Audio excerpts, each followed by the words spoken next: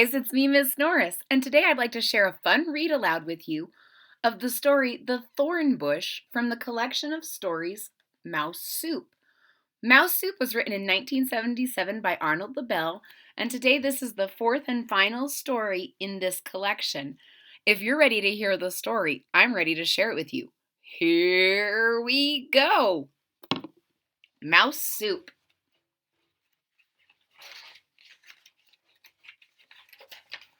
A mouse sat under a tree. He was reading a book. A weasel jumped out and caught the mouse. Dun, dun, dun! Because I don't think he just wants to play. The weasel took the mouse home. "Ah," said the weasel, "I'm gonna make mouse soup." "Oh," said the mouse, "I am going to be mouse soup." So he doesn't seem too concerned. Sly. The weasel put the mouse in a cooking pot. "Wait," said the mouse. "This soup will not taste good. It has no stories in it. Mouse soup must be mixed with stories to make it taste really good." "But I have no stories," said the weasel. "I do," said the mouse. "I can tell them now." "All right," said the weasel, "but hurry. I'm very hungry." "Here are 4 stories to put in the soup," said the mouse. And now we will read the fourth and final story, The Thorn Bush. Ready? The Thorn Bush. An old lady went to the door of her house. She was crying. A policeman came running. "Dear lady," said the policeman, "why are you crying?" "Come in," said the old lady, "I will show you." So we're going to find out why she's up crying. Do you think she's hurt or her feelings are hurt? Her body or her feelings? Or something else? "Look, there's a thorn bush growing in my living room," said the old lady. "Well, how did it get there?" asked the policeman. "I do not know," said the old lady. "One day I sat down and something hurt me. I got up and there was a thorn bush." It's her body that's hurt. But she seems a little upset that there's a thorn bush too, so maybe it's her feelings and her body. The policeman's investigating. There's a thorn. Could you imagine sitting on a thorn bush? Ah! That's what the lady said. Ah! That hurts. "You poor lady," said the policeman. "I will pull the thorn bush out of your chair. Then you can sit down again." "Oh, no," cried the old lady. "Don't do that. I do not want to sit. I've been sitting down all my life. I love my thorn bush. I'm crying because it's sick." "See?" said the old lady. All of the branches were falling over.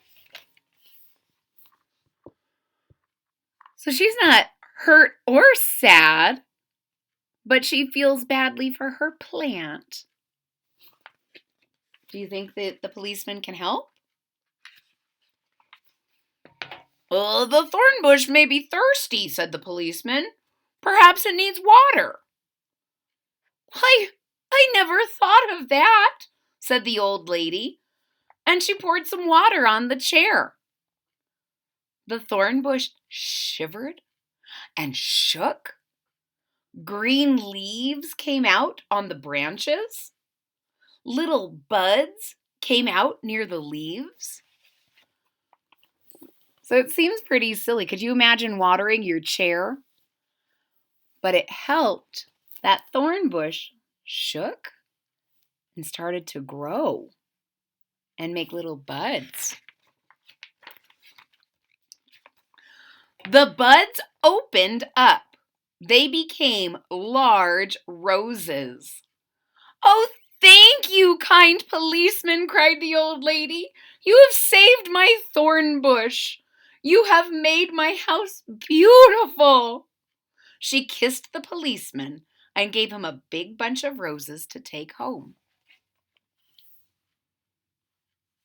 And that's the end of the short story, but it's not the end of mouse soup. I'm trying to decide, do I need my ladle to scoop up some mouse soup? Or do you think the stories were good enough to make the soup taste good? Or do you still secretly hope this mouse is going to get away? Let's find out. "There," said the mouse. "I have told you my stories. They will make your mouse soup taste really good." "All right," said the weasel, "but how can I put the stories into the soup?" "Well, that'll be easy," said the mouse. "Run outside and find a nest of bees, some mud, 2 large stones, 10 crickets, and a thorn bush. Come back and put them all into the soup." So, easy, right? All you need is a nest of bees, easy to find, some mud, that could be found, 2 large stones, 10 crickets, and a thorn bush. Let's see what happens. The weasel ran outside very fast. He forgot to close the door. Womp womp. The weasel found a nest of bees, and he was stung many times. So the weasel's just hungry, so he's going to go do what the mouse says. He's found the nest of bees. Look who's running out. But he got stung many times. Bees don't like it when you mess with their house. The weasel found some mud. It was wet and gooey. The weasel found 2 large stones. They were heavy. So he's got his bees, he's got his mud, his sticky ooey gooey mud. He's got his stones. They're heavy. The weasel found 10 crickets. He had to jump to catch them. The weasel found a thorn bush. He was pricked and scratched. So he had to jump around to get those crickets. And the thorn bush pricked him and scratched him all up.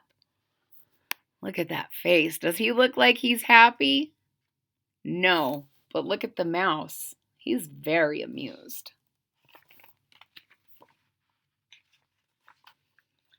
"Now my mouse soup will taste really good," said the weasel. But when the weasel came back to his house, he found a surprise. The cooking pot was empty. Dun, dun, dun. We, of course, know where that little mouse has gone. But the weasel doesn't. The mouse hurried to his safe home. He lit the fire. He ate his supper. So he ran straight home. He lit a fire. He had some dinner. And he finished reading his book, just like we have. The end. Ladies and gentlemen, I'm afraid we didn't need this after all. If you enjoyed this story, please scoop up a thumbs up down here at the bottom of the page. If you're already a supporter, I appreciate your support. If you're not a subscriber yet, click that subscribe button down here at the bottom of the page. And don't forget to click the bell so that you're notified when there's new content. I hope to see you all real soon. Bye-bye.